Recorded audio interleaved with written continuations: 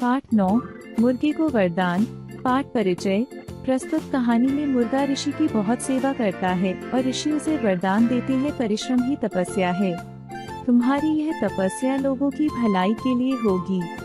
प्रस्तुत कहानी में बच्चों को परिश्रम करने की सीख दी गई है। एक समय की बात है, एक ऋषि जंगल में रहते थे। उनका नाम ज्ञानेश्वर था। वे चंपक वन में तपस्या कर रहे थे। ऋषि के साथ एक मुर्गा भी रहता था। मुर्गे और ऋषि में गहरी मित्रता थी। मुर्गा ऋषि के आगे पीछे घूमता रहता था। मुर्गे का बस एक ही कार्य था, ऋषि की सेवा करना। सूर्य की पहली किरण के साथ ही मुर्गा ऋषि के पास पहुंच जाता था। ऋषि तपस्या में लीन हो जाते थे। इस प्रकार अनेक वर्ष बीत गए। मुर्गे ने ऋषि की बहुत सेवा की। ऋषि की तपस्या पूरी हो गई। ऋषि ने जाते समय मुर्गे से कहा, मित्र, तुमने मेरी बहुत सेवा की है। अतः मैं तुम्हें वरदान देना चाहता हूँ।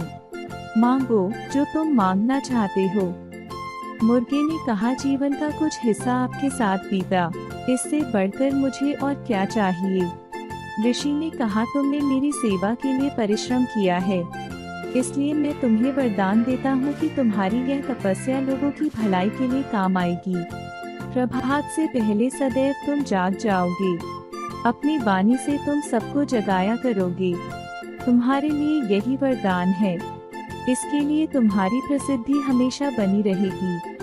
यह कहकर ऋषि ने मुर्गे से विदा ली। शब्दार्थ। Word meaning. जंगल, वन, फॉरेस्ट। तपस्या, तप, पेनेंस। गहरी, पक्की, डीपली। मित्रता, दोस्ती, फ्रेंडशिप। बस, केवल, ओनली। सूर्य, सूरज, सन। मीन, मगन, स्टे हियर। वर्ष, साल, ईयर। अतः, इसलिए, सो। परिश्रम, मेहनत, हार्ड वर्क। सदैव, हमेशा, ऑलवेज। वाणी, आवाज, वॉइस।